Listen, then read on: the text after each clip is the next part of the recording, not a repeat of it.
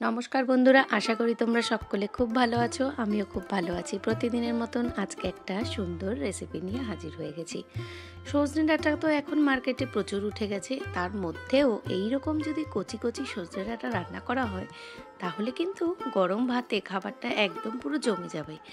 আজকে আমি একেবারে সহজ সরলভাবে কচি সজনে ডাঁটার রেসিপি কিভাবে করছি সেটাই আজকে তোমাদের সাথে শেয়ার করছি। আর এত কচি সজনে ডাঁটা কিন্তু খেতেও ভীষণ টেস্টি। এই কচি সজনে ডাঁটার মধ্যে কিন্তু থাকে প্রচুর গুণ। তো দেখতেই পাচ্ছ মার্কেট থেকে আনা এই সজনে ডাঁটাগুলো সবার প্রথমে কিন্তু আমি এখানে সজনে ডাঁটার মাথাটা আর ডগাটা কেটে নেব।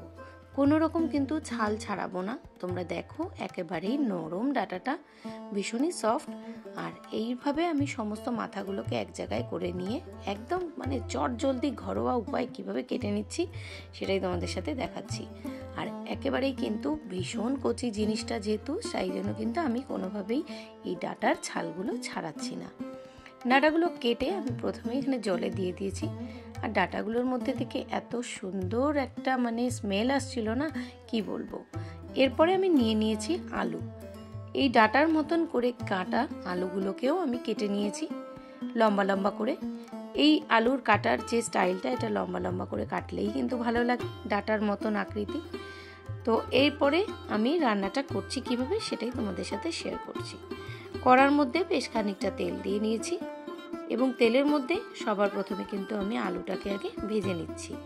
ছাকা তেলেই মোটামুটি আলুটাকে একটু ভেজে নিতে হবে। কয়েক সেকেন্ড আলুটা ভেজে নেওয়ার পরে তাতে দিয়ে দেবো সামান্য নুন। একেবারেই অল্প নুন দিতে হবে। আর এই রান্নাটার জন্য লাগছে আমার 1.5 চামচ মতন কালো সর্ষে, 1 চামচ মতন পোস্ত আর 1 চামচ মতন সাদা সর্ষে, আর দিয়েছি 8 থেকে 9টা গোলমরিচ। আর সর্ষে বাটার সময় যদি নুন দিয়ে নেওয়া হয় তাহলে কিন্তু সর্ষে বাটা তেতো হয় না। আমার রান্নার মধ্যে কিন্তু থাকে ছোট ছোট ট্রিক্স অ্যান্ড টিপস, তো সেই জন্য তোমরা এগুলো একটু ফলো করলে কিন্তু অনেক কিছুই জানতে পারবে। কড়াতে আলুগুলো ভেজে তুলে নিয়েছি, তারপরে কড়াইতে দিয়ে দিয়েছি কালো জিরা, এবং কালো জিরা দিয়ে সজনে ডাঁটাগুলোকে দিয়ে দিয়েছি। এবং মিক্সিতে যখন আমি সর্ষেটা বাটলাম তার পরের স্টেপে কাঁচা লঙ্কা দিয়ে কাঁচা লঙ্কাটাকেও পেস্ট করে নিয়েছি। এই সমস্ত পেস্টটাও কিন্তু আমি ডাঁটার মধ্যে দিয়ে দিয়েছি। কয়েক সেকেন্ড নাড়াচাড়া করে নেওয়ার পর আমি আলুগুলোকেও কিন্তু ভাজা আলুগুলোকেও এর মধ্যে দিয়ে দিয়েছি। সুন্দরভাবে নাড়াচাড়া করে নিয়ে আমি এখানে দিয়ে দিচ্ছি সামান্য চিনি। তোমরা তো দেখতেই পেলে, স্বাদ অনুযায়ী চিনিটা দিতে হবে। আর এরপরে মিক্সির যে বাটি ধোয়া জল, এটা কিন্তু দিয়ে দিলাম।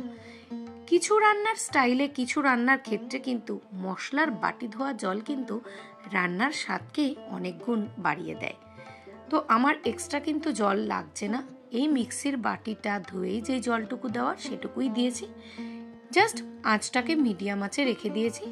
যেহেতু আলুটা আগে থেকেই ভাজা ছিল, আলুটাও সেদ্ধ হয়ে গেছে, আর ডাঁটাটা যেহেতু একেবারেই কচি, খুব সহজেই কিন্তু জিনিসটা সেদ্ধ হয়ে গেছে। রান্নাটা কিন্তু আমার এখানে পুরোপুরি কমপ্লিট। এখন আমি কিন্তু এখানে দিয়ে দিচ্ছি একটু কাঁচা সর্ষের তেল। সর্ষে, পোস্ত এগুলো দিয়ে রান্না করলে তাতে যদি একটু কাঁচা সর্ষের তেল দেওয়া হয় তাহলে সেই রান্নার টেস্ট কিন্তু হয় অপূর্ব। ভিডিওটি চলতে চলতে একটা কথা বলে রাখি, যারা আজ আমার পরিবারে নতুন তাদেরকে জানাই অসংখ্য ভালোবাসা। তোমরা যদি আজকে নতুন হয়ে থাকো এবং আমার ভিডিওটি যদি ভালো লেগে থাকে তাহলে ভিডিওটিতে একটা লাইক করে পাশে থাকা বেল নোটিফিকেশনটি অন করে দিও। তাহলে আমি যখন নতুন কোনো ভিডিও আপলোড করব তখন চট করে তোমাদের কাছে পৌঁছে যাবে। তো ততক্ষণ পর্যন্ত সকলে ভালো থেকো।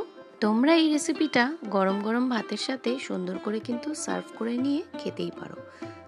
এটার টেস্ট ভীষণই সুন্দর। একদম কচি হওয়ার কারণে কিন্তু এই ডাঁটাটা কিন্তু চেবাতেও খুব ভালো লাগে।